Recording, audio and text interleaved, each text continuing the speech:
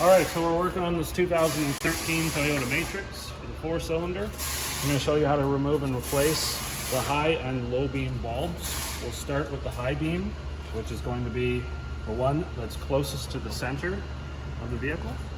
You can just reach down in here to the connector and the light bulb, and you're going to turn it to the right. There's a tab here that you push down on to unlock, which allows you to remove the light bulb. The high beam bulb is a 9005 series bulb. And then there's just a tang on there that tab will lock onto. You just push it in. These 3 tabs here need to line up to the headlight assembly.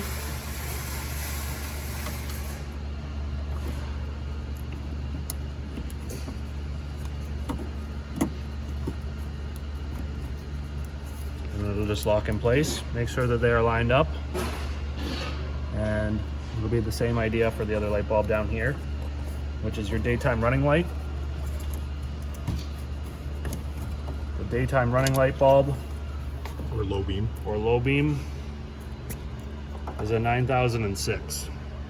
When changing these bulbs, do not get any oil, grease, or fingerprints on them, as the high heat will cause them to burn out prematurely.